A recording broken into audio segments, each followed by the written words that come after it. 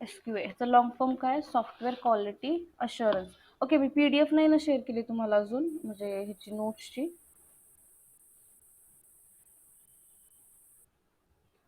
No. Okay, software quality assurance.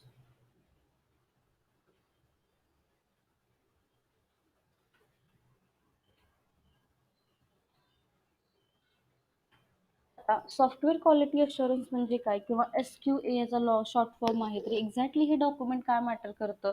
म्हणजे अजून तर प्रोजेक्ट आपल्या कंपनीत नाहीये किंवा काहीच नाहीये, मग एकदम सुरुवातीला हे डॉक्युमेंट का बरं, कशासाठी वापरायचं? तर ऍक्च्युली हे जे सॉफ्टवेअर आहे ना, हे सॉफ्टवेअर काय म्हणलं जातं, की हा एक ब्रिज म्हणलं जातं किंवा एक मेन बॉन्ड म्हणू शकता तुम्ही, जो की कस्टमर आणि एखाद्या कंपनीच्या बिटवीन मधला असतो.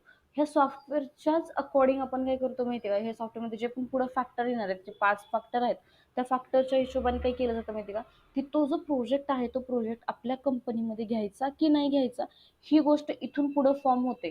म्हणजे ठीक आहे, आता BA पर्सनला कोणीतरी, म्हणजे एखादा काय म्हणू शकतो, आपले क्लायंट आहे, त्या क्लायंटला एखादा प्रोजेक्ट डेव्हलप करायचा वगैरे आहे, की आपल्याला कंपनीला एखादा प्रोजेक्ट द्यायचा आहे. मग सगळ्यात सुरुवातीला आपण काय करतो माहिती का, जेव्हा म्हणजे एकदम फ्लो काय असतो, की समजा एखादा क्लायंट आहे आणि एखाद्या क्लायंटला तुम्हाला काहीतरी म्हणजे प्रोजेक्ट डेव्हलप करण्यासाठी तुमच्या कंपनीला तो प्रोजेक्ट द्यायचा आहे. मग तिथे सगळ्यात सुरुवातीला काय करतो, जो पण BA पर्सन असेल ना, ज्याला बिझनेस एनालिस्ट म्हणलं जातं, तो काय करतो, जो पण क्लायंट असेल त्या क्लायंटला काय करतो, मीटअप करतो. IE&D. ओके, जो पण क्लायंट असेल त्या क्लायंटला काय झालं, तर तो भेटला जातो. त्याच्यानंतर काय होतं, की तिथं गेल्यानंतर त्या दोघांची एक मीटिंग सेटअप होते किंवा एक मीटिंग ऑर्गनाईज केली जाते. आणि त्या मीटिंगमध्ये काय केलं जातं, की जेवढ्या पण रिक्वायरमेंट आहेत किंवा म्हणजे सगळ्यात सुरुवातीची ही मीटिंग असते, जिथे की अजून प्रोजेक्ट फायनलाइज वगैरे काहीच नाही, जस्ट एक सुरू एकदम स्टार्टिंगची मीटिंग म्हणू शकता, ज्याच्यामध्ये हा प्रोजेक्ट काय रिक्वायरमेंट आहेत, कशा पद्धतीने क्लायंटला हवे, त्यांचं कॉस्टिंग असेल, टाइम ड्युरेशन, ह्या सगळ्या गोष्टी म्हणजे ह्या मेजर करण्यासाठी काय झाले असते, एक मीटिंग म्हणजे कनेक्ट केली जाते ह्या दोघांमध्ये. कोण जातं, जो पण BA पर्सन असेल आणि त्याची टीम असेल, ती टीम, आणि जो पण क्लायंट आहे ज्याच्यासाठी आपल्याला सॉफ्टवेअर डेव्हलप करायचं आहे, तो पर्सन. मग या दोघांची काय होते, एक मीटिंग सेटअप होते आणि त्या मीटिंग मध्ये काय केलं जातं, ह्या सॉफ्टवेअर क्वालिटी अश्युरन्स या डॉक्युमेंट बद्दल काय होतं, कम्प्लिटली डिस्क्रिप्शन मध्ये काय होतं, डिस्कशन होतं त्यांच्यामध्ये. आता ह्या सॉफ्टवेअर क्वालिटी अशुरन्स डॉक्युमेंटला ना, एक कम्युनिकेशन ब्रिज किंवा एक म्हणजे त्या दोघा म्हणजे कंपनी आणि क्लायंटला एक कनेक्ट करणारं जे पण कनेक्शन असेल ना, तशा टाईपमध्ये ह्या डॉक्युमेंटला एक बघितलं जातं, की त्या वेने याला ट्रीट केलं जातं. आता एक्झॅक्टली सॉफ्टवेअर क्वालिटी अशुरन्स मध्ये म्हणजे एवढं इम्पॉर्टंट का आहे, कारण तो जो प्रोजेक्ट आहे, जो की क्लायंटला म्हणजे डेव्हलप करून द्यायचा आहे किंवा क्लायंटला प्रिपेअर करून द्यायचा असलेला जो प्रोजेक्ट आहे, हा प्रोजेक्ट आपली कंपनी घेणार की नाही घेणार, म्हणजे डेव्हलपमेंटसाठी किंवा बनवून देऊ म्हणजे बनवून देण्यासाठी घेणार की नाही घेणार, हे कम्प्लिटली डिसिजन ना, हे जे सॉफ्टवेअर क्वालिटी अश्युरन्स डॉक्युमेंट आहे ना, या डॉक्युमेंटच्या बेसिसवरती होतो. का आता कशा बरं, म्हणजे ह्याच डॉक्युमेंटच्या बेसिसवरती काय होतं, तर याच्यामध्ये 5 फॅक्टर्स आहेत, ज्या फॅक्टरच्या बेसिसवरती काय केलं जातं माहितीये का, आपण म्हणजे जे पण आपण म्हणण्यापेक्षा जे पण कंपनीचे बोर्ड ऑफ डायरेक्टरी किंवा CEO लेवल जे प्रोजेक्ट मॅनेजर लोक असतात, सॉरी, हे लोक काय करतात, डिसाईड करतात की हा प्रोजेक्ट आपल्या कंपनी मला प्रॉफिटेबल आहे, आपण याच्यामध्ये म्हणजे करू शकतो की नाही करू शकत डेव्हलपमेंट वगैरे, का आपण हे जसं एक्सपेक्टेड आहे क्लायंटला, त्या पद्धतीने एक्झॅक्ट त्यांच्या म्हणजे एक्सपेक्टेशनला आपण म्हणजे कम्प्लीट उतरून काय करू शकतो, त्यांना ते सॉफ्टवेअर देऊ शकतो का, ह्या गोष्टी ह्या प्रोजेक्ट म्हणजे हे जो डॉक्युमेंट असेल, या डॉक्युमेंटच्या बेसिसवरती डिसाईड केले जातात आणि नंतरच जे पण पुढं गोष्टी असतील त्या पुढे फॉरवर्ड केल्या जातात. जर सॉफ्टवेअर आपली कंपनी घेऊ शकत असेल, तर ते लोक काय म्हणतात, की ठीक आहे, आपण ही कंपनी म्हणजे पुढची प्रोसेस फॉरवर्ड केली जाते. सपोज आपली कंपनी जर म्हणजे जी पण XYZ कंपनी असेल, तर ती कंपनी जे सॉफ्टवेअर आहे, ते सॉफ्टवेअर जर हे म्हणजे डेव्हलप करू शकत नसेल, तेवढी त्यांचं इन्फ्रास्ट्रक्चर किंवा तेवढ्या त्यांच्याकडे मॅन पॉवर किंवा त्या डोमेनचे प्रोजेक्ट त्यांच्या कंपनीमध्ये बनत नसतील, तर ते लोक सरळ सरळ नाही सुद्धा म्हणतात किंवा ते प्रोजेक्ट सुद्धा ते घेत नाहीत स्वतः कंपनीमध्ये हे करण्यासाठी, बनवण्यासाठी. मग असे कोणते फॅक्टर्स आहेत किंवा कोणते इम्पॉर्टंट पॉईंट्स आहेत, ज्याच्या बेसिसवरती प्रोजेक्ट कंपनीत येणार की नाही येणार हे डिसाईड होतं. तर त्याचे असे काय म्हणू शकतो, आपल्याकडे 4 ते 5 फॅक्टर्स आहेत. फॅक्टर्स, त्यातलं पहिलं आहे to meet the customers requirement. Customers requirement. Second आहे to meet the customers expectation.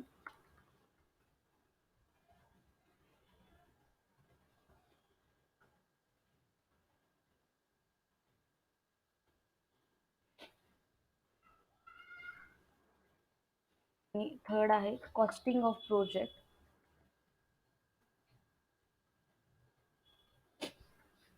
Fourth आहे timing of project, time delivery म्हणू शकता त्याला तुम्ही. आणि लास्ट आहे मेंटेनन्स.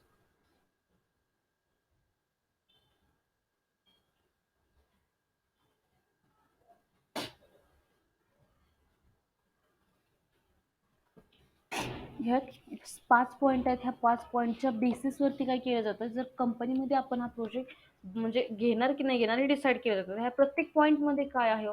आता to meet the customers requirement म्हणजे काय, किंवा ह्या पॉईंटमध्ये काय डिस्कस केलं जातं किंवा काय बघितलं जातं. सगळ्यात पहिल्यांदा बघितलं जातं की प्रोजेक्ट कोणत्या डोमेनचा आहे. डोमेन म्हणजे काय, की हा प्रोजेक्ट कोणत्या इन शॉर्टमध्ये कॅटेगरीमध्ये पडतो. आता कॅटेगरी म्हणजे काय एक्झॅक्टली, की तुमच्याकडे बँकिंग डोमेन असू शकतात, टेलिकॉम डोमेन. टेलिकॉम डोमेन म्हणजे जे पण तुमचे सिम कार्ड रिलेटेड जेवढ्या पण म्हणजे सॉफ्टवेअर्स बनवायचे असतील ना तुम्हाला, किंवा बनवणार असताना ते टेलिकॉम डोमेनमध्ये पडतात. त्याच्यानंतर बँकिंग डोमेन म्हणजे काय, जे पण बँक रिलेटेड तुमचे सॉफ्टवेअर्स वगैरे बनवणार असाल. जर तुम्ही एखाद्या कंपनीमध्ये म्हणजे सॉरी बँकेत जर व्हिजिट केलं असेल तर प्रत्येक बँकेकडे एक म्हणजे सेपरेट हे असतं बघा सॉफ्टवेअर, ज्याच्या थ्रू काय करतात तो सगळ्या गोष्टी मॅनेज करत असतात. त्यांचे डॉक्युमेंट्स असतील, अकाउंटिंग असेल, किंवा म्हणजे तुमचे जे ट्रान्झॅक्शन वगैरे असतील, ह्या सगळा डेटा काय करत असतात तो एखाद्या कुठेतरी सॉफ्टवेअरच्या हेल्पनं ते लोक मॅनेज करत असतात. तसंच आहे हेल्थ केअर. जर तुम्ही कोणत्या मेडिकल शॉपमध्ये गेलात किंवा कोणी हॉस्पिटलमध्ये जर गेलात, तर तुम्ही कधी चेकआउट म्हणजे चेक केलं असेल की ते त्यांच्याकडे पण एक स्पेसिफिक सॉफ्टवेअर असतात, ज्याच्या बेसिसवरती ते लोक सगळ्या गोष्टी त्यांच्या हॉस्पिटलमधल्या मॅनेज करत असतात. तुम्ही मोस्ट ऑफ द गोष्टी ही नोटीस केली असेल हॉस्पिटलपेक्षा मेडिकल स्टोअरमध्ये गेल्यानंतर. तुम्ही एखादं प्रिस्क्रिप्शन देता बघा म्हणजे जो मेडिकलमध्ये असेल त्याला, तुम्ही सांगतात की मला ह्या टॅबलेट पाहिजेत. मग तो जाऊन फक्त सगळ्या टॅबलेटमध्ये शोधत बसतो का, की ही टॅबलेट कुठल्या म्हणजे ड्रॉवरमध्ये ठेवली आहे, कुठं ठेवली आहे, तो सगळीकडे शोधतो का? नाही, तो फक्त काय करतो, जी पण मेडिसिन आहे ती मेडिसिन त्याच्यात जो पण त्याच्या लॅब म्हणजे सिस्टीम आहे काय म्हणू शकतो पीसी आहे, ते पीसी मध्ये काय करतो तो टाकून काय करतो सर्च करतो की ठीक आहे ही मेडिसिन माझ्याकडे आहे का. तो पहिल्यांदा फाइंड आउट करतो आणि त्याला कुठं ठेवलं आहे हे पण तो लोकेशन डायरेक्टली काय करतो फाइंड आउट करतो की ठीक आहे म्हणजे लेफ्ट साईडनं थर्ड ड्रॉवर मध्ये वगैरे प्लेस्ड आहे किंवा ती म्हणजे टॅबलेट वगैरे असं तिथं काय होतं त्या सॉफ्टवेअरमध्ये त्यानं मेन्शन केलेलं असतं किंवा मेंटेन केलेलं असतं. तर ते कोणते झाले होते हेल्थ केअर बद्दलचे झाले. परत ई कॉमर्स वेबसाईट म्हणू शकता. ई कॉमर्स वेबसाईट म्हणजे जे तुम्ही ऑनलाईन शॉपिंग वगैरे करता, किंवा कोणत्या एअरलाईनच्या तुम्ही बघितल्या असतील किंवा कोणत्या कंपन्यांच्या ज्या पण तुम्ही म्हणजे वेब बेस्ड ऍप्लिकेशन्स वगैरे बघता, वेबसाईट बघता तुम्ही एखाद्याची, तर ते काय झालं ते पण सेम म्हणजे ई कॉमर्स वेबसाईटच्याच ह्याच्यामध्ये ते कन्वर्ट होतं. मग आपण to meet the customers requirement म्हणजे काय करतो आपण पहिल्यांदा जो पण प्रोजेक्ट आहे ना त्या प्रोजेक्टचे काय करतो डोमेन चेक करतो की हा डोमेन कोणता आहे. मग ह्या डोमेनचे प्रोजेक्ट्स आपल्या कंपनीमध्ये बनले जातात का किंवा आपण डेव्हलप करून देतो का. आता समजा कन्सिडर करा एमडॉक्स आहे तर एमडॉक्स मध्ये 99% टेलिकॉम डोमेनचे प्रोजेक्ट जे आहेत हे डेव्हलप होतात. त्यांच्याकडे बाकीच्या डोमेनचे प्रोजेक्ट तुम्हाला खूप रेअरली म्हणू शकता की बघायला भेटतील. मे बी भेटत असतील पण ते लोक काय करतात दुसऱ्या कंपनीला ते प्रोजेक्ट ते म्हणजे हँड ओव्हर करून त्यांच्याकडून क्रिएट म्हणजे बनवून घेतात. असं पण करतात ते. पण जर बघायला गेलं तर त्यांच्याकडे असं प्रॅक्टिकली बघायला गेलं तर त्यांच्याकडे बाकीच्या म्हणजे डोमेनचे प्रोजेक्ट खूप कमी आहेत एक्सपेक्ट टेलिकॉम डोमेन. मग इथं काय केलं जातं मग आमडॉक्स विचार करते एखादा बँकिंग डोमेनचा प्रोजेक्ट घेण्याच्या आधी की ठीक आहे माझ्याकडे बँकिंग डोमेनचा स्टाफ आहे का मग मी एकाच प्रोजेक्टसाठी नवीन एम्प्लॉई हायर करणं मला अफोर्डेबल आहे का. मग नंतर तो प्रोजेक्ट एंड अप झाल्यानंतर मी त्या एम्प्लॉईचं काय करणार कारण त्यांच्या बँकिंग डोमेनचा एक्सपिरियन्स परत माझ्या कंपनीमध्ये उपयोगाचा नाहीये. मग ह्या सगळ्या गोष्टी काय केल्या जातात प्रत्येक कंपनी त्या डोमेन बद्दल विचार करत असते. म्हणजे to meet the customers requirement ह्या फर्स्ट पॉईंटमध्ये पहिल्यांदा चेक केलं जातं की क्लायंटच्या रिक्वायरमेंट्स ऐकून घेतल्या जातात. जो पण कस्टमर आहे ना तो कस्टमर जो त्याचे काय करत असतो तो रिक्वायरमेंट सांगतो की नॉर्मल आहे तुम्हाला काय पाहिजे की तुम्हाला कशा पद्धतीने एखादी गोष्ट हवी आहे. तुम्हाला विचारलं तुम्ही सांगता की मला अशा पद्धतीने म्हणजे समजा एखादा मोबाईल आहे तर मला म्हणजे त्याची म्हणजे 6 इंच किंवा 6 पेक्षा जास्त इंचेसवाला पाहिजे डिस्प्ले एवढा पाहिजे वगैरे. जेव्हा तुम्ही डिस्क्रिप्शन द्यायला सुरुवात करता त्याच्यावरून समजून जातं की ठीक आहे you are expecting the Android mobile phone you are expecting the Apple phone वगैरे ज्याच्या तुम्ही ज्या पद्धतीने डिस्क्रिप्शन देताय. मग त्याच्यावरून जेव्हा तुम्ही रिक्वायरमेंट सांगत असताना एखाद्या म्हणजे क्लायंट जेव्हा रिक्वायरमेंट सांगत असतो ना बीए पर्सनला त्याच्यावरून बीए पर्सन काय करतो त्या प्रोजेक्टचं डोमेन कोणतं असेल हे डोमेन काय करतो तो अज्युम करतो किंवा म्हणण्यापेक्षा एक तो काय करतो फाइंड आउट करतो आणि ह्या पॉईंटमध्ये काय करतो तो जे पण प्रोजेक्टचं डोमेन असेल ते डोमेन तो काय करतो इथं राईट डाऊन करतो.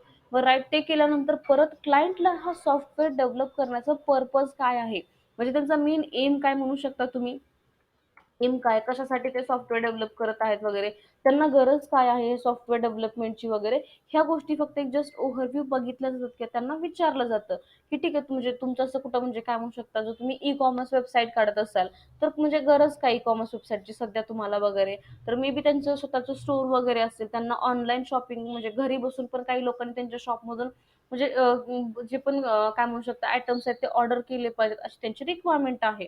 मग त्याच्यामुळे त्यांना जी पण वेबसाईट आहे ती वेबसाईट किंवा ते सॉफ्टवेअर डेव्हलप करून हवं आहे. ठीक आहे. मग ह्या गोष्टी कशामध्ये डिस्कस केल्या जातात, पहिला जो पॉईंट असेल to meet the customers requirement मध्ये सगळ्यात पहिल्यांदा जो प्रोजेक्टचं डोमेन असेल ते डोमेन डिसाईड केलं जातं की कोणतं डोमेन मध्ये हा प्रोजेक्ट कन्वर्ट होणार आहे ते. त्याच्यानंतर त्या जो पण क्लायंट आहे त्या क्लायंटचं एम काय आहे हे सॉफ्टवेअर डेव्हलप करण्यासाठी किंवा बनवण्यासाठी, कशासाठी त्यांना ते लागणार आहे ते. त्याच्यानंतर जो सेकंड पॉइंट आहे to meet the customers expectations. म्हणजे काय हो, आता ऑब्विस गोष्ट आहे, जर क्लायंट एखादा सॉफ्टवेअर बनवत असेल तर डिपेंड्स आहे की म्हणजे प्रत्येक डोमेन टू डोमेन किंवा प्रत्येक प्रोजेक्ट टू प्रोजेक्ट तुमच्या प्रायव्हसीज, तुमचे ऑथेंटिकेशन, परफॉर्मन्स वगैरे प्रत्येक ऍप्लिकेशनचं हे वेगळं राहणार. मग त्या सॉफ्टवेअरला घेऊन क्लायंटच्या किंवा जो कस्टमर आहे त्याच्या एक्सपेक्टेशन्स काय आहेत, त्यांनी काय एक्सपेक्ट करतायत, म्हणजे त्यांना कशा पद्धतीने सिक्युरिटी पाहिजे, सिक्युरिटी नंतर अजून म्हणू शकता की परफॉर्मन्स वगैरे कशा पद्धतीनं पाहिजे त्या ऍप्लिकेशनचं. जर तुम्ही नॉर्मली एखादी हेल्थ केअर किंवा ई कॉमर्स वेबसाईटचे जर म्हणजे जर तुम्ही प्रोजेक्ट बघितले तर सिक्युरिटी त्यांना एवढ्या हाय मेजर प्रमाणामध्ये आपण नाही प्रोव्हाइड केली तरी सफिशियंट आहे. असं म्हणजे सिक्युरिटी म्हणजे काय हो, किती जास्त म्हणजे हॅक नाही करता येणार पाहिजे किंवा कोणी नॉर्मल युजर त्याला म्हणजे जर त्याचं म्हणजे तो ऑथराइज पर्सन नसेल तरी तो त्या तो डेटा जो पण पर्सनल डेटा आहे तो पर्सनल डेटा तो ऍक्सेसिबल असेल वगैरे. तर ह्या गोष्टी आपल्याला तिथे थोड्याशा मॅनेज कराव्या लागतात. मग इथं जर तुम्ही जर नॉर्मल एखादी ई कॉमर्स वेबसाईट किंवा तुम्ही म्हणू शकता की फ्लिपकार्ट किंवा अमेझॉन तुम्ही ऑनलाईन शॉपिंग करता, तर त्याच्यावरती जर तुम्ही कधी व्हिजिट केलं असेल तर त्या सगळ्या गोष्टी काय असतात तर तुम्हाला म्हणजे सगळ्या समोरच प्रेझेंट असतात. तुम्ही कोणती गोष्ट काय करू शकता, ऍक्सेस करू शकता, व्यवस्थित पद्धतीनं बघू शकता, तुम्हाला कुठेही रिस्ट्रिक्शन नाही आहेत. ठीक आहे. तू प्रायव्हसी कुठे येते किंवा तिथं तुमची सिक्युरिटी कुठे येते, जिथं तुम्ही एखादं बँकिंग ट्रान्झॅक्शन करत असाल वगैरे, म्हणजे तुम्ही एखादी गोष्ट बाय केली, तुम्हाला एखादं ट्रान्झॅक्शन करायचंय, त्या मुवमेंटला तुम्हाला काय केलं जातं, तिथं तिथं म्हणजे थोडंसं सिक्युरिटी केली जाते. पण तेच जर तुम्ही एखाद्या बँकिंगच्या ऍप्लिकेशनमध्ये जर गेलात, म्हणजे एखादा बँकिंग डोमेनचा प्रोजेक्ट आहे त्यांच्या ऍप्लिकेशन तुम्ही डेव्हलप करत असाल, तर तिथं तुम्ही बघितलं तर तुम्हाला कोणतीही गोष्ट असं समोर रिप्रेझेंट दिसणार नाही. प्रत्येक गोष्ट ही हिडन कशामध्ये तरी असते आणि प्रत्येक गोष्ट तुम्हाला ऍक्सेस करण्यासाठी तुम्हाला ऑथराइज युजर आयडी पासवर्ड वगैरे म्हणजे एक व्हॅलिड युजर आयडी पासवर्ड लागतो. कशासाठी? कारण तेवढी प्रायव्हसी त्याच्यामध्ये मेंटेन केली जाते. कारण बँकिंग डोमेन म्हणल्यानंतर खूप सिक्युअर डेटा असतो, तिथं खूप म्हणजे पर्सनल डेटा असतो लोकांचा, जो की कुणीही ऍक्सेस केला तर खूप मोठा लॉस होऊ शकतो. त्याच्यामुळं त्या प्रोजेक्ट कोणत्या डोमेनचा आहे ना त्याच्यावरून कस्टमरच्या एक्सपेक्टेशन्स काय आहेत त्या प्रोजेक्टला घेऊन, त्यांना कशा पद्धतीने काय म्हणू शकता प्रायव्हसी हवी आहे, प्रायव्हसी नंतर त्यांना सिक्युरिटी कशा पद्धतीने हवी आहे वगैरे, नंतर काय म्हणू शकतो परफॉर्मन्स कसा हवा आहे त्या प्रोजेक्टचं वगैरे, ह्या सगळ्या गोष्टी त्यांच्याकडून आयडेंटिफाय करून घेतल्या जातात किंवा त्यांच्याकडून समजून घेतल्या जातात. आता प्रायव्हसी आता ऑब्व्हियसली प्रत्येकाची प्रायव्हसी प्रत्येकाला म्हणजे हे असते काय म्हणू शकता आपण इम्पॉर्टंट असते. जर तुम्ही कधी म्हणजे एकदम जेव्हा सुरुवातीपासून जेव्हा व्हॉट्सअप आलं होतं बघा, एकदम म्हणजे नवीन नवीन आलं होतं, तेव्हा बरेचसे फीचर्स त्याच्यामध्ये नव्हते. म्हणजे जसं की आपण बघायला गेलं तर तुम्ही स्वतः म्हणजे लास्ट सीन हाईड करू शकत नव्हता तुमची, तुमचा डीपी वगैरे तुम्ही दाखवू शकत म्हणजे तुम्हाला म्हणजे दाखवावा लागत होता.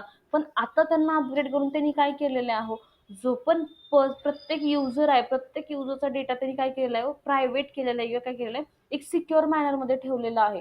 तर सिक्युअर कसा, ज्यांचा कॉन्टॅक्ट नंबर तुमच्याकडे असेल तुम्ही त्यांनाच काय करू शकता, तुमचं जो पण स्टेटस असेल किंवा तुमचा डीपी असेल किंवा तुमचा लास्ट सीन असेल तुम्ही काय करू शकता विजिबल करू शकता.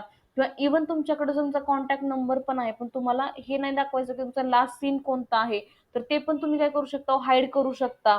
तुमची ब्लू टिक सुद्धा तुम्ही हाईड करू शकता की एखादा म्हणजे थर्ड पर्सन तुम्ही मेसेज दाखवलाय नाही म्हणजे बघितलाय नाही बघितलाय तुम्हाला नाही शो करायचं आहे, ते पण तुम्ही काय करू शकता त्या सॉफ्टवेअरमध्ये मेंटेन करू शकता. म्हणजेच काय झालं, ते त्या सॉफ्टवेअरची काय झाली प्रायव्हसी झाली की जी पण एंड युजर आहे, जो पण यूज करणारा पर्सन आहे, त्याची सिक्युरिटी काय झाली होती म्हणजे तिथं एकदम सिक्युअर डेटा आहे त्याचा, कुठेही म्हणजे पब्लिश होणार नाही की त्याला हार्म होणार नाही अशा पद्धतीने त्यांनी मेंटेन केलेलं आहे. मग तेच कस्टमरच्या ज्या एक्सपेक्टेशन्स आहेत ना, त्या एक्सपेक्टेशन ज्या पण असतील त्या एक्सपेक्टेशन इथं ह्या पॉईंटमध्ये राईट डाऊन केले जातात, की क्लायंटला म्हणजे जो पण एंड युजर आहे त्याला एंड युजरला ह्या पद्धतीनं जास्त हाय प्रायव्हसी पाहिजे, परफॉर्मन्स पण हाय पाहिजे, जे पण सगळ्या गोष्टी असतील सिक्युरिटी वगैरे बेटर म्हणजे ह्याच्या ॲक्युरसीमध्ये पाहिजे. ज्या पण एक्सपेक्टेशन्स असतील ना त्यांच्या त्या सॉफ्टवेअर रिलेटेड, त्या सगळ्या एक्सपेक्टेशन तिथं काय केले असतात, तिथं ह्या पॉईंटमध्ये मेजर केलेले असतात, की क्लायंट ह्या सॉफ्टवेअर बनवताना काय एक्सपेक्ट करतोय म्हणजे कंपनीकडनं, त्या सगळ्या गोष्टी इथं म्हणजे राईट डाऊन केलेल्या असतात किंवा लिहिलेल्या असतात. ठीक आहे. ह्या गोष्टीनंतर जो थर्ड पॉईंट आहे, थर्ड म्हणजे costing of project. Costing of project म्हणजे काय, की ह्या प्रोजेक्टसाठी म्हणजे तो कस्टमर किती पे करायला तयार आहे. आता म्हणजे आता ही इंटरनल गोष्ट आहे ऍक्च्युली. म्हणजे एखाद्या जेव्हा तुम्ही कोणत्याही प्रोजेक्टवरती अप्लाय होता ना, तेव्हा जी पण क्लायंट असेल ना, की ज्याच्यासाठी तुम्ही सॉफ्टवेअर डेव्हलप करताय ना, तो जो पर्सन असेल तो तुम्हाला आवर वाईज पेमेंट असते तुम्हाला. असं नाही आपण जे म्हणतो ना, की 8 तास म्हणजे वन डे पेमेंट भेटते तुम्हाला, तर तुम्हाला क्लायंट कडून वन डे पेमेंट कधीच भेटत नसते. तुम्हाला तासाची पेमेंट भेटते, म्हणजे तुम्हाला आवर वाईज पेमेंट भेटत असते, म्हणजे 1 तासाची 2 तासाची अशा टाईपमध्ये तुम्हाला पेमेंट भेटत असते. पण कंपनी देताना आपल्याला 8 तासाचं म्हणजे एक फुल डेचं मेजर करून वगैरे जे पण अॅन्युअली म्हणजे मंथली पडत असेल त्या पद्धतीने ते लोक पे करतात. ठीक आहे. पण जेव्हा ही कॉस्टिंग जी असते ना, कॉस्टिंग ही कशा पद्धतीने मेजर केली जाते, की जो पण आपले म्हणजे जेवढे रिसोर्सेस आपण अलोकेट, रिसोर्सेस म्हणजे डेव्हलपर असतील, टेस्टर असतील, बाकीचे जी पण इंटरनल दुसरी टीम्स वगैरे असेल, हे सगळे लोक जेवढे आपण ह्या प्रोजेक्टवरती अप्लाय करणार आहोत, या सगळ्यांची म्हणजे कॉस्टिंग कितीपर्यंत जाऊ शकते काय, मग त्यांच्याच इक्वली परत जो प्रोजेक्ट जो कस्टमर आहे, कस्टमर प्रोजेक्टसाठी किती पे करत आहे वगैरे, ह्या सगळ्या गोष्टी काय केल्या जातात, ह्या कॉस्टिंगमध्ये चेक केल्या जातात. म्हणजे कॉस्टिंगमध्ये फक्त पहिल्यांदा क्लायंट कडून काय केलं जातं, त्यांच्याकडून अमाऊंट आहे म्हणजे हे केला जातो, फक्त काढून घेतला जातो, की ते ह्या प्रोजेक्ट डेव्हलप करण्यासाठी किंवा ह्या प्रोजेक्टसाठी किती म्हणजे अमाऊंट जो आहे किंवा कॉस्टिंग जी आहे हे त्यांनी म्हणजे लावणार आहेत किंवा ते देणार आहेत.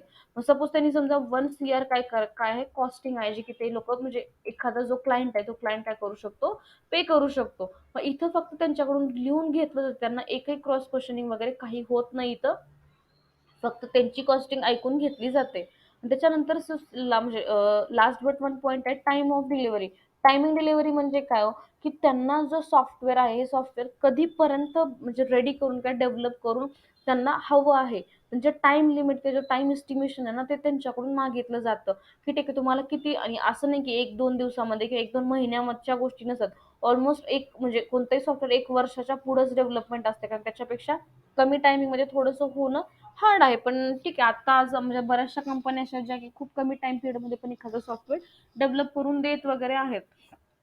ठीक आहे, पण कमीत कमी ऍटलीस्ट 1 वर्ष तरी काय करतो तिथं आरामात लागतंच तुम्हाला, जर एखादं सॉफ्टवेअर डेव्हलप करायचं म्हणलं तर.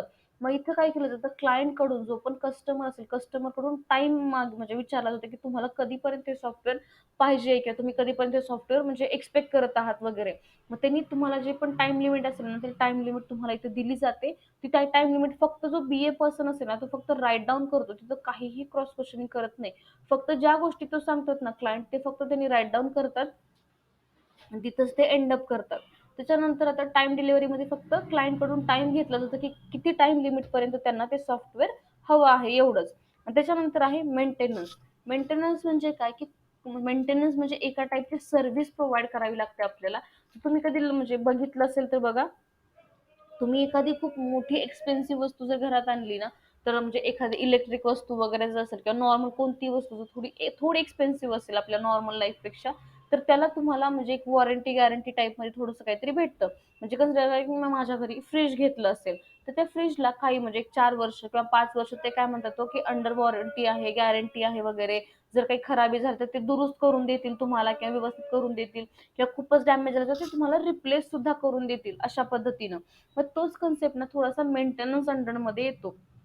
मेंटेनन्स म्हणजे की क्लायंटला जर प्रोजेक्ट रिलीज करून दिल्यानंतर किंवा म्हणजे कम्प्लीट म्हणजे त्यांचा आता पब्लिक केलेला आहे, म्हणजे कुणी ऍक्सेस करत आहे, पण तेव्हा जर काही एखादा इश्यू आला किंवा काही प्रॉब्लेम आला, तर त्यांना मेंटेनन्स म्हणजे एक सर्व्हिस किती दिवसाची त्यांना पाहिजे आहे, जर त्याच्यामध्ये काही इश्यू आला तर आपण परत तो इश्यू सॉल्व्ह करून देण्यासाठी किंवा तो प्रॉब्लेम त्यांचा सॉल्व्ह करून देण्यासाठी जो मेंटेनन्स प्रोव्हाइड करणार आहोत, ते मेंटेनन्सला किती टाइम पिरियड द्यायचा आहे त्यांना.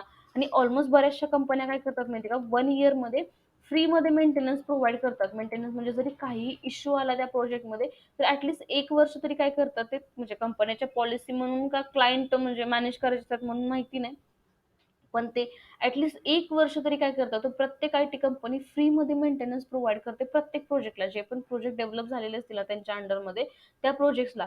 पण आफ्टर 1 इयर काय करावं लागतं, जो पण क्लायंट आहे, क्लायंटला काही स्पेसिफिक अमाउंट पे करावा लागतो दर वर्षाला त्या कंपनीज म्हणजे मेंटेनन्ससाठी.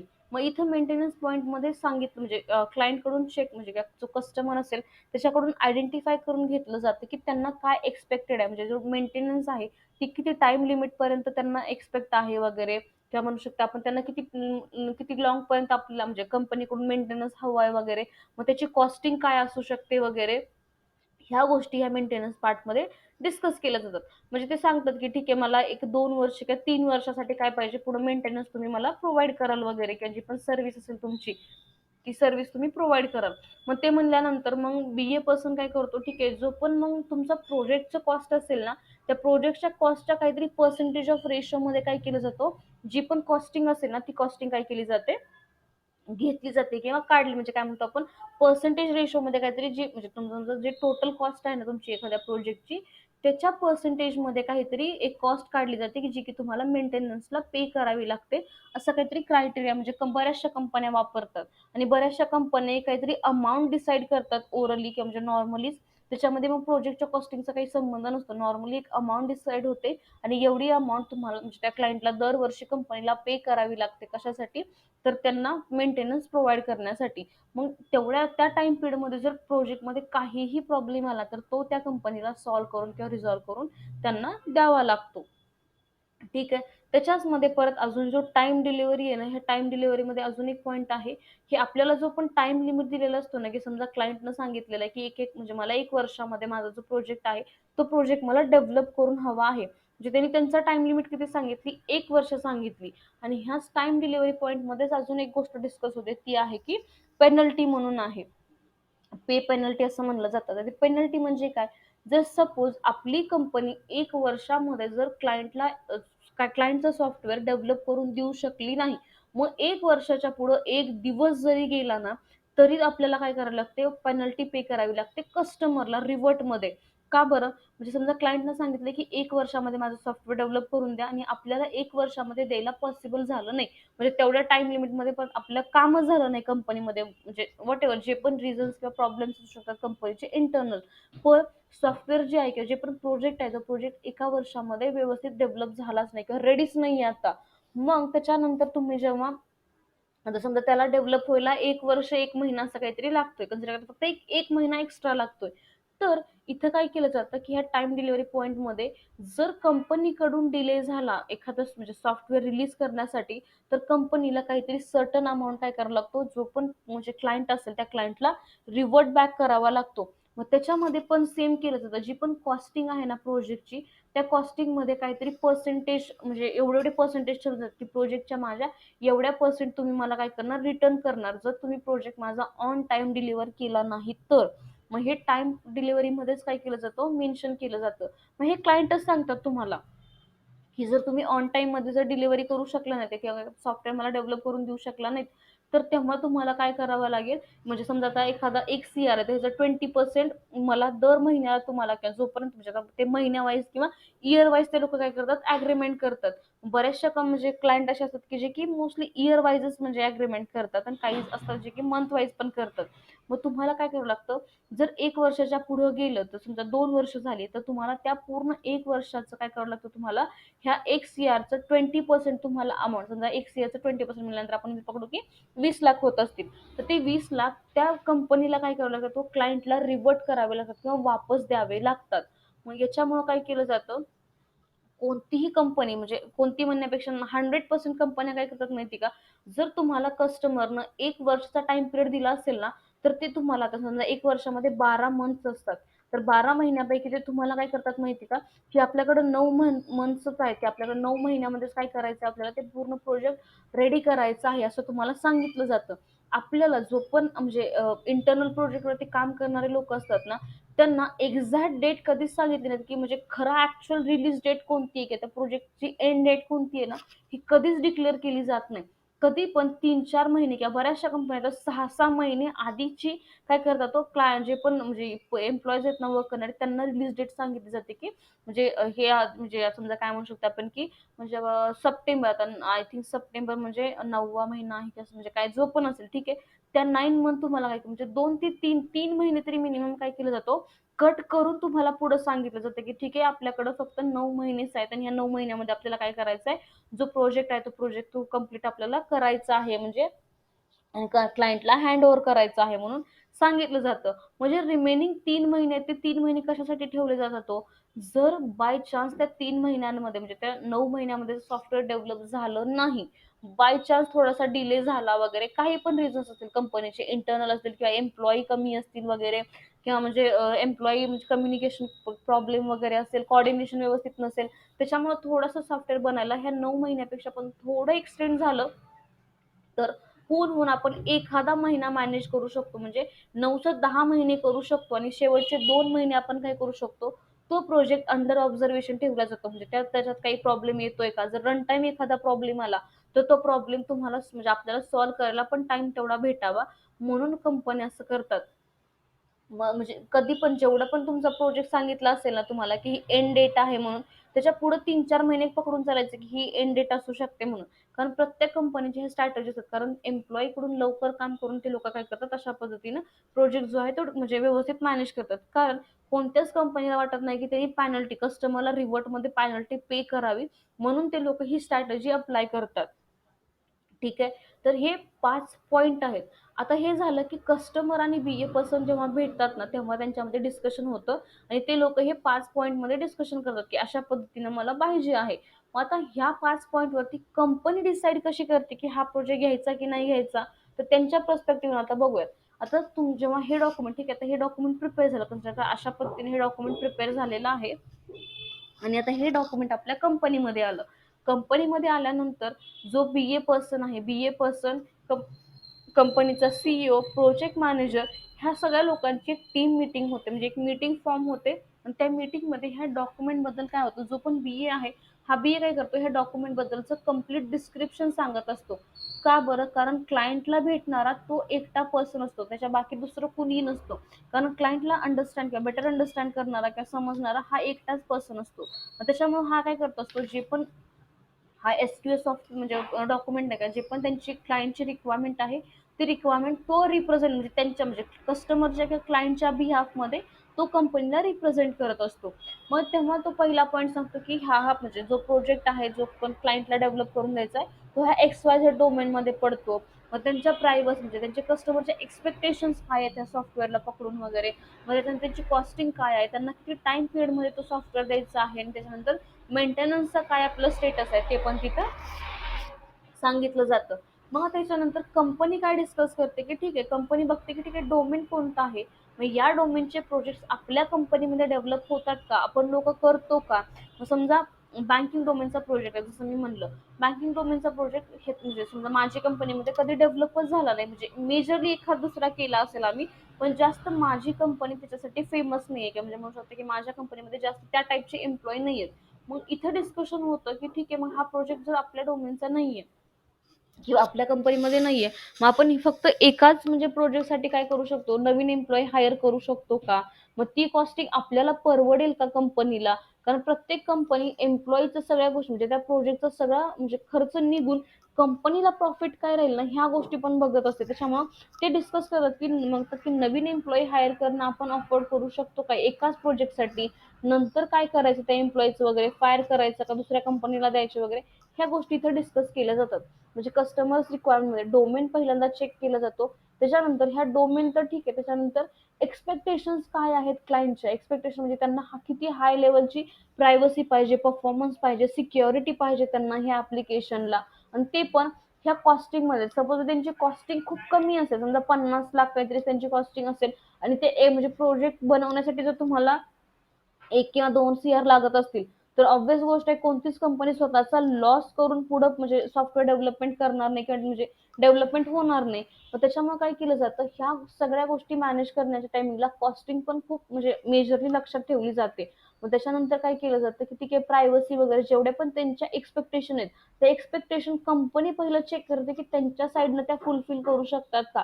तेवढी हायटेक सिक्युरिटी किंवा परफॉर्मन्स असेल, प्रायव्हसी, या सगळ्या गोष्टी कंपनी त्या सॉफ्टवेअरमध्ये म्हणजे एक काय म्हणू शकते की देऊ शकते का, क्लायंटचे एक्सपेक्टेशन कम्प्लीट करू शकते का, ह्या गोष्टी चेक केल्या जातात. आणि त्याच्यानंतरच परत म्हणजे पुढच्या पॉईंटला गेलं जातं. त्याच्यानंतर चेक केलं जातं की कॉस्टिंग काय आहे. म्हणजे एक ओव्हरऑल काय करतो प्रोजेक्ट मॅनेजर जो असेल ना, ते एक ओव्हरऑल ह्या डोमेनच्या प्रोजेक्टमध्ये किती टाईपमध्ये कॉस्टिंग लागत असेल, कशा पद्धतीनं म्हणजे किती एम्प्लॉईज म्हणजे किती रिसोर्स, डेव्हलपर, टेस्टर, BA पर्सनची टीम असेल, प्रोडक्शनची टीम असेल, म्हणजे ओव्हरऑल या प्रोजेक्टमध्ये किती लोक लागू शकतात, जी की आपल्याला काय करायचे तो म्हणजे ह्या त्याच्यानंतर त्यांच्या पेमेंट्स किती जाऊ म्हणजे जातील वगैरे, एक ऍव्हरेज कॅल्क्युलेशन काढलं जातं. त्याच्यानंतर याच्यानंतर कंपनीला राहणारा प्रॉफिट बघितला जातो. त्याच्यानंतर चेक केलं की ठीक आहे, एवढी एवढी कॉस्टिंग पर्यंत जाऊ शकतं. आणि नंतर नॉर्मल ओव्हरऑल कॉस्टिंगच आली 1.5 CR ची. आणि प्रोजेक्ट आहे कितीचा, प्रोजेक्टमध्ये तो कस्टमर किती अप्लाय करतोय, 1 CR अप्लाय करतोय. मग 50 लाखाची कंपनी स्वतः नुकसान सहन करेल का, किंवा 50 जास्तच त्यांचं नुकसान होतं, मग हे नुकसान कंपनी करून घेते का, नाही करून घेत. मग इथं काय केलं जातं, जर कधी कधी कॉस्टिंग मुळे सुद्धा प्रोजेक्ट कंपन्या म्हणजे घेत नाहीत. कारण कंपन्यांना जर प्रॉफिट होत दिसत नसेल ना, तर कंपन्या सरळ सरळ बाय करत म्हणजे त्या प्रोजेक्ट डेव्हलपमेंटला घेतच नाहीत. त्याच्यानंतर जो डिलिव्हरी ऑफ टाइम असेल ना, त्याच्यामध्ये पण चेक केलं जातं की एवढ्या म्हणजे ह्या टाईपच्या डोमेनचा प्रोजेक्ट, एवढ्या एक्सपेक्टेशन्स आहेत प्रोजेक्टमध्ये, वरून कॉस्टिंग कमी आहे. मग आपण एवढ्या सगळ्या एक्सपेक्टेशन असणारा प्रोजेक्ट एवढ्या टाइम पिरियडमध्ये आपण डेव्हलप करून देऊ शकतो का. समजा बँकिंग डोमेनचा प्रोजेक्ट म्हणलं जसं आपण, मग बँकिंग डोमेनचे प्रोजेक्टचे एम्प्लॉई जे आहेत, जे कस्टमर रिसोर्सेस म्हणू शकता, ते माझ्या ह्याच्यामध्ये नाहीयेत, म्हणजे माझ्या म्हणजे कंपनीत नाहीयेत. मी दुसरीकडून दुसऱ्या कंपनीकडून वगैरे मी घेणार आहे. मग त्यांच्या सॅलरीज वगैरे ज्या पण असतील, मग ते कॉस्टिंगला पण मॅनेज होतं का.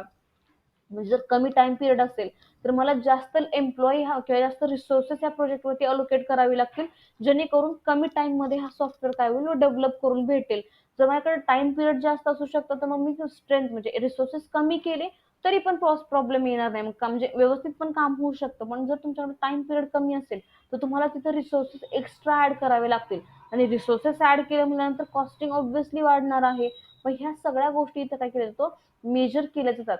त्याच्यानंतर जो टाइम डिलिव्हरी म्हणजे जो पेनल्टी पे करायची आहे, की तुम्ही जर टाइम ऑन टाइम पर्यंत जर प्रोजेक्ट तुम्ही डेव्हलप करून देऊ शकला नाही, तर तिथे तुम्हाला काय करावं लागतो, पेनल्टी पे करावी लागते.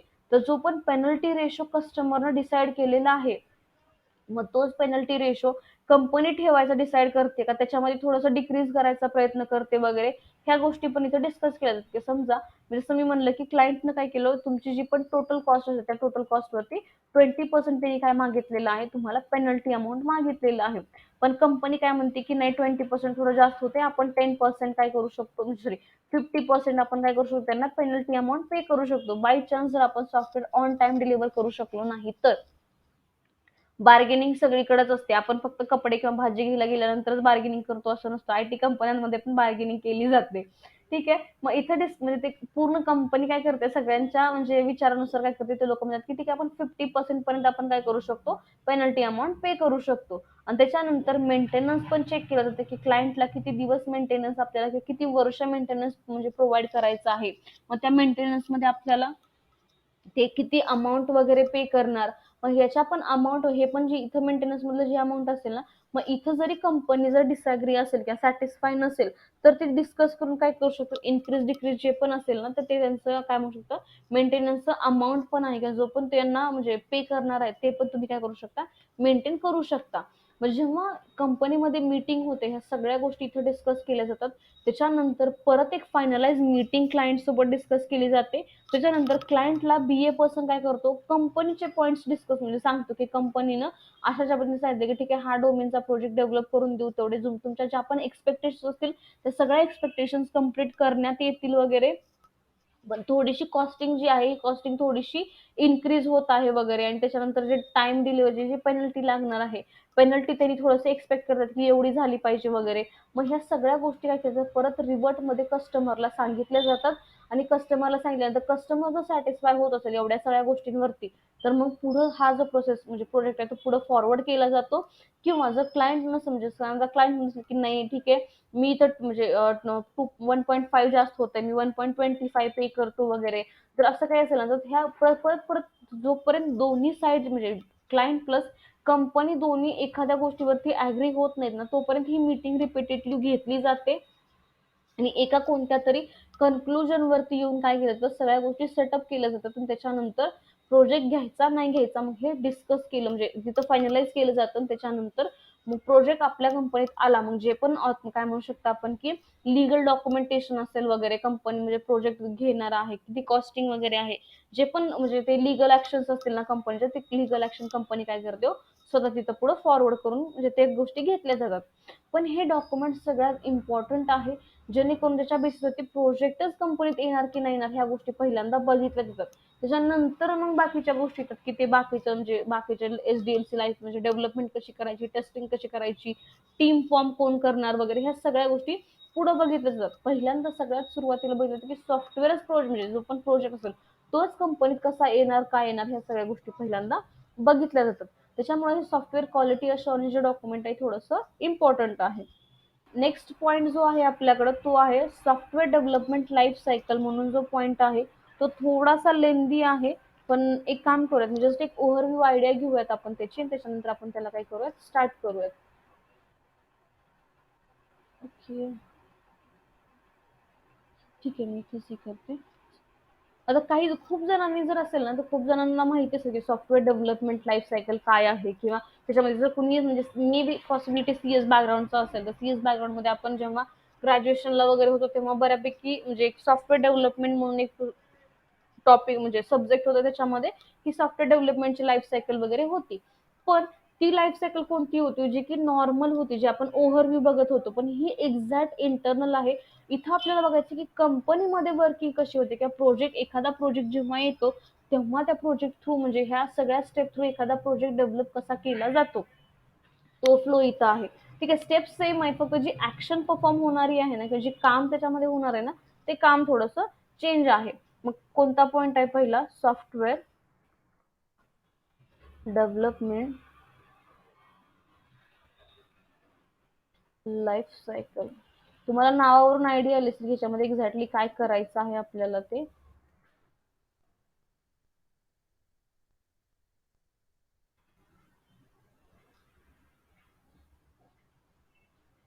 एक शॉर्ट फॉर्म आहे SDLC.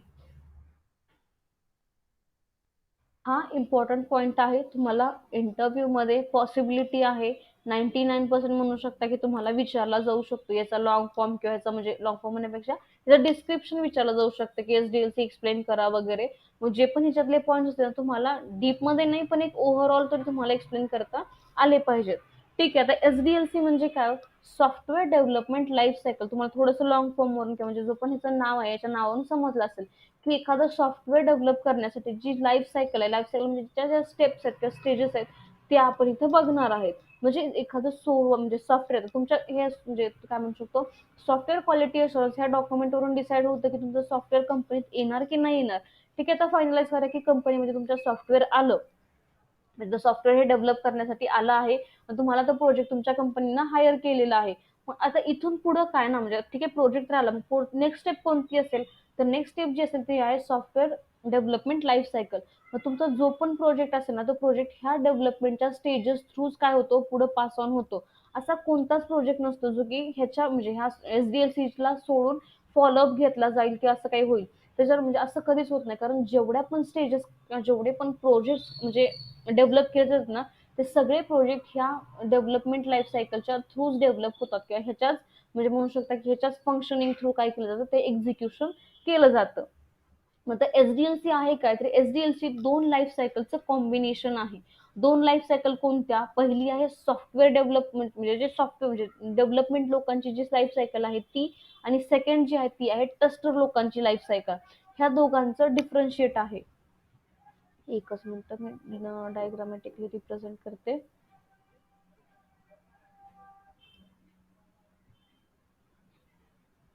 ओके, काहीतरी वेगळं चालू. ओके, मी इथे लिहिते. पहिलं जे आहे ना, पहिले आहे डेव्हलपमेंट लाईफ सायकल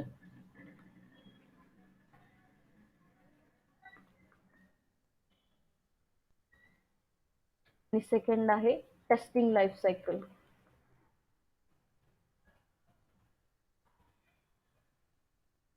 ठीक आहे. जी पण आपली सॉफ्टवेअर म्हणजे जे आपण डेव्हलप करणार आहे ते सॉफ्टवेअर हे दोन, जे पण तुम्ही इथे SDLC बघताय, सॉफ्टवेअर डेव्हलपमेंट लाईफ सायकल, ही जी लाईफ सायकल आहे, ही लाईफ सायकल ह्या दोन लाईफ सायकल किंवा हे दोन स्टेजेसचं काय कॉम्बिनेशन आहे. ह्या दोन टे म्हणजे कॉम्बिनेशन करून ते एखादं सॉफ्टवेअर काय होतं पुढे इन म्हणजे जेव्हा फ्युचरमध्ये काय होतं डेव्हलप होतं. पण सध्यासाठी ही टेस्टिंगची जी लाईफ सायकल आहे ही थोडी साईडला ठेवूयात. ही थोडं आपण जेव्हा टेस्टिंग मध्ये जाऊ ना तेव्हा आपण बघूयात की एक्झॅक्ट टेस्टिंग लाईफ सायकल कशा पद्धतीने केली जाते किंवा काय असतं त्याच्यामध्ये. सध्या आपण बघतो की एखादं सॉफ्टवेअर कशा पद्धतीने डेव्हलप केलं जातं किंवा डेव्हलपमेंटला सुरुवात कशी होते, कोणत्या स्टेजेस की म्हणजे फॉलोअप करावं लागतं, त्याच्यानंतर आपण काय करू शकतो, डेव्हलपमेंटला काय करू शकतो आपण म्हणजे टच करतो किंवा डेव्हलपमेंट स्टार्ट होते. फक्त इथे आता लक्षात ठेवा की जे पण सॉफ्टवेअर डेव्हलपमेंट लाईफ सायकल आहे, ही लाईफ सायकल दोन लाईफ सायकलचं कॉम्बिनेशन आहे. पहिलं कोणतं आहे, डेव्हलपमेंट लाईफ सायकल आणि सेकंड आहे टेस्टिंगची लाईफ सायकल. डेव्हलपमेंटमध्ये डेव्हलपर लोक इन्व्हॉल्व असतात आणि टेस्टिंगच्या लाईफ सायकल म्हणजे जे पण टेस्टर लोक आहेत म्हणजे आपण लोक इन्व्हॉल्व असतो. हे नॉर्मल बेसिक आहे. ठीक आहे. आता टेस्टिंग लाईफ सायकल सध्यासाठी आपण आता बघणार नाही. जेव्हा आपली टेस्टिंग चालू होईल ना तेव्हा तुम्हाला तिथे ते म्हणजे व्यवस्थित पद्धतीने टेस्टिंग लाईफ सायकल सांगण्यात येईल. सध्या आपण आता बघतोय की डेव्हलपमेंट बघतो. डेव्हलपमेंट म्हणजे आता सॉफ्टवेअर कंपनीत आलेला आहे, त्याच्यानंतर म्हणजे अशा स्टेजेस कोणत्या फॉलो केल्या जातात त्याच्या थ्रू डेव्हलपमेंट पॉसिबल होईल. डेव्हलपमेंट नंतर आपण टेस्टिंग करू शकतो त्यावेळेला. ठीक आहे. मग आता आपण मेन बघणार आहे कोणती, SDLC डेव्हलपमेंट लाईफ सायकल. आता डेव्हलपमेंट लाईफ सायकलच्या स्टेजेस कोणते आहेत, तर याच्यामध्ये मेनली 6 टाईपच्या स्टेजेस आहेत किंवा 6 स्टेप्स म्हणू शकता तुम्ही, ज्या स्टेप्स तुम्हाला फॉलो कराव्या लागतात. त्याच्यानंतर तुम्ही म्हणू शकता की एखादं सॉफ्टवेअर आता डेव्हलप होऊ शकतं किंवा डेव्हलप झालेलं आहे असं तुम्ही म्हणू शकता. मग कोणत्या स्टेजेस आहेत. Okay. पहिली स्टेज आहे ज्याला म्हणलं जातं इन्फॉर्मेशन गॅदरिंग किंवा रिक्वायरमेंट गॅदरिंग सुद्धा त्याला म्हणतो आपण. ओके. Information gathering. सेकंड आहे अनालिसिस. थर्ड आहे डिझाईन. फोर्थ आहे कोडिंग किंवा त्याला तुम्ही डेव्हलपमेंट पण म्हणू शकता. त्याच्यानंतर फिफ्थ आहे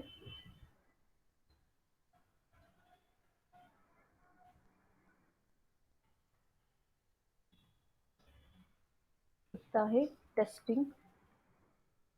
त्याच्यानंतर लास्ट आहे त्याला म्हणलं जातं मेंटेनन्स.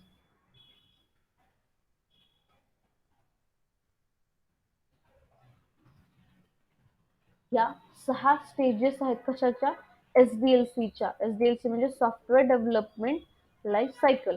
SDLCच्या ज्या 6 स्टेजेस आहेत ह्या 6 स्टेजेस थ्रू तुमचा कोणताही प्रोजेक्ट जो असेल तो प्रोजेक्ट काय होतो, डेव्हलप होतो किंवा त्यांना ह्या 6 स्टेजेस थ्रू जावंच लागतं.